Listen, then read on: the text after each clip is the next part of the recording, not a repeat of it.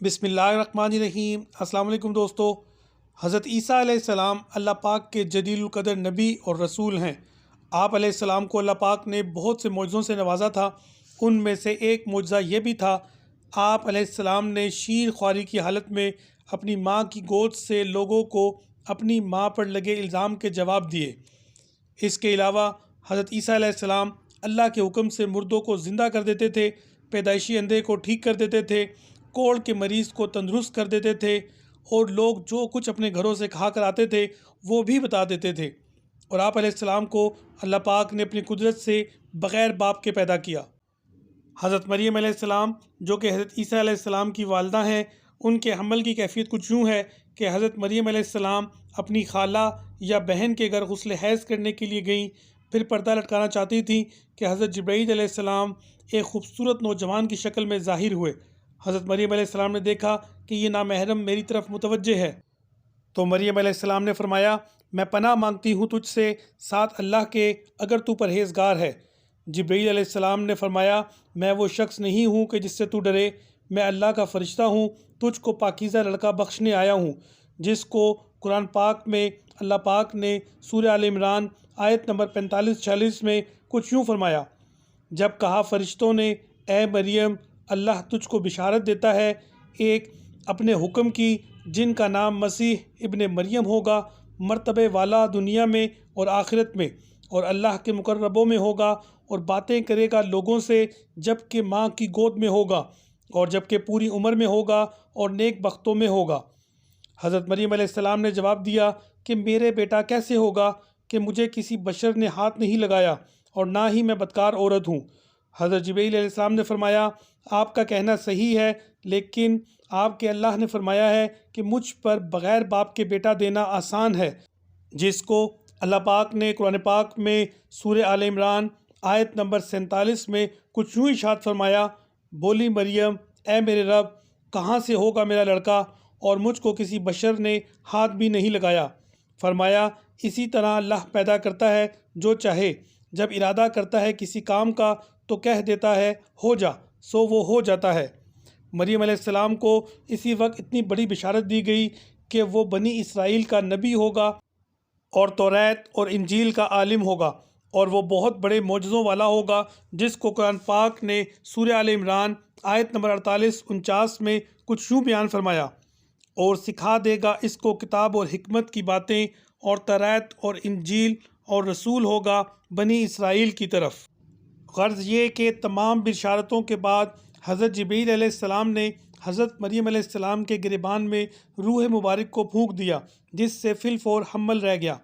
حضرت مریم علیہ السلام فرمایا کرتی کہ دوران حمل تنہائی میں حضرت عیسیٰ علیہ السلام مجھ سے باتیں کرتے تھے، اور مجمع میں خدا کی تسبیح بیان کیا کرتے تھے۔ یوسف نجار جو مریم علیہ السلام کے ماموں کا بیٹا تھا، وہ بیت المقدس میں عبادت کرتا رہتا تھا، اور کبھی کبھی حضرت مریم علیہ السلام کو خالہ کے پاس پہنچاتا تھا۔ جب حمل کی حالت سے آگاہ ہوا تو اس نے بھی تحقیقات کی، تو مریم علیہ السلام نے تمام واقعہ بیان کر دیا۔ جب ولادت کا وقت آ گیا تو حضرت مریم علیہ السلام کو قدرتی ندا ہوئی کہ اس شہر سے باہر چلی جاؤ، اگر تیری قوم تجھ کو اس وضع پر دیکھے گی تو تجھ کو اور تیرے فرزند کو قتل کر ڈالے گی۔ حضرت مریم علیہ السلام یوسف نجار کے ہمراہ بیت المقدس کی طرف روانہ ہو گئیں۔ حضرت جبرائیل علیہ السلام ان کے رہبر تھے۔ جب وہ بیت اللحم پہنچی تو تفسیر حقانی میں ہے کہ ایک پرانا سا مکان تھا، جس میں خشک کھجور کا ایک درخت تھا، جس سے ٹیک لگائی، پھر بغیر تکلیف کے حضرت عیسیٰ علیہ السلام پیدا ہوئے۔ اس وقت بی بی مریم علیہ السلام نے عرض کیا، اے کاش میں اس حال سے پہلے مر جاتی اور بھولی بصری ہو جاتی۔ حق تعالیٰ نے ملائکہ کو بھیجا اور اپنے فضل و کرم سے وہاں ہی ان کے پاؤں کے نیچے سے ایک پانی کا چشمہ ظاہر کر دیا۔ ملائکہ نے حضرت عیسیٰ علیہ السلام کو غسل دیا، اور حضرت جبرائیل علیہ السلام نے اللہ کے حکم سے آواز دی کہ اے مریم، غمگین مت ہو، اللہ نے تیرے لیے نہر جاری کی ہے اور خشک درخت کو سرسبز کیا ہے۔ اب تو کھجور کی شاخ کو ہلا، وہ تجھ پر تازہ کھجوریں گرائے گا، تو تازہ کھجوریں کھا اور پانی پی، اور بیٹے کے دیدار سے اپنی آنکھیں ٹھنڈی کر۔ حضرت مریم علیہ السلام نے کہا، اگر لوگ مجھ سے پوچھیں گے کہ یہ بچہ کہاں سے لائی ہو تو میں کیا جواب دوں گی؟ حضرت جبرائیل علیہ السلام نے فرمایا، اگر تو کسی کو دیکھے تو اشارے سے کہہ دینا کہ میں نے خدا کے لیے روزہ نظر کیا ہے کہ کسی آدم سے بات نہ کروں گی۔ اس زمانے میں کھانے اور پینے کے علاوہ باتوں سے بھی روزہ ہوتا تھا۔ اس پورے واقعے کو اللہ پاک نے قرآن مجید میں سورہ مریم آیت نمبر 23، 24، 25 اور 26 میں کچھ یوں ارشاد فرمایا ہے: پھر پیٹ میں لیا اس کو، پھر یکسو ہوئی اس کو لے کر ایک بعید مکان میں، پھر لے آیا اس کو درد ذہ ایک کھجور کی جڑ میں، بولی کسی طرح میں مر جاتی اس سے پہلے اور ہو جاتی بھولی بصری۔ پس آواز دی اس کو اس کے نیچے سے کہ غمگین نہ ہو، کر دیا تیرے رب نے تیرے نیچے ایک چشمہ اور ہلا اپنی طرف کھجور کی جڑ، اس سے گریں گی تجھ پر پکی کھجوریں، اب کھا پی اور ٹھنڈی کر آنکھ۔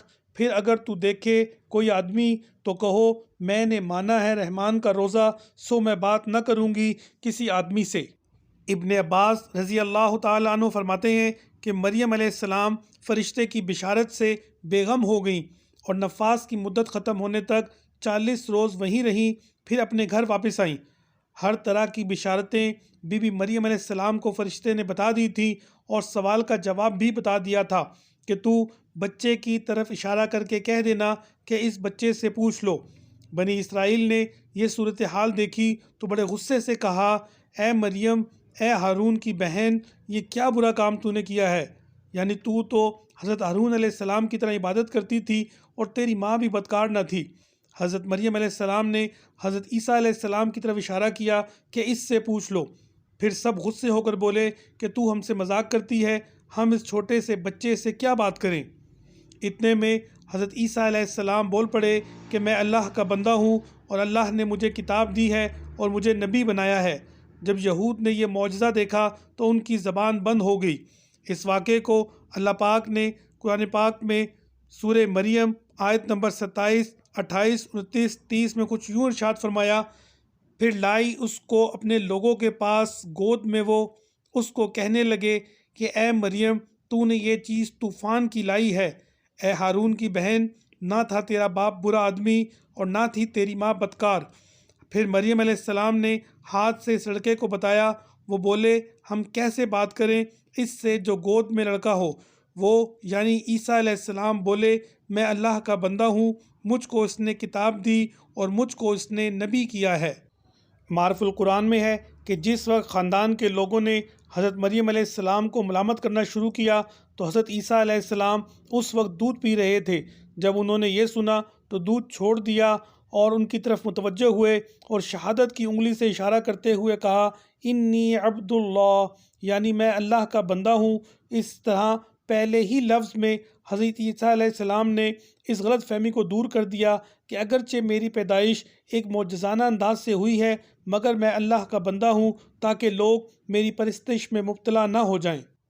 اور ساتھ ہی حضرت عیسیٰ علیہ السلام نے یہ بھی فرما دیا تھا کہ میں پیدا بھی سلامتی سے ہوا ہوں اور سلامتی ہی کے ساتھ مروں گا اور پھر سلامتی ہی سے اٹھوں گا، جیسا کہ قرآن پاک میں سورہ مریم آیت نمبر 33 میں ارشاد ہے: اور مجھ پر میری پیدائش اور میری موت کے دن اور جس دن کہ میں دوبارہ زندہ کیا جاؤں گا سلامتی ہی سلامتی ہے۔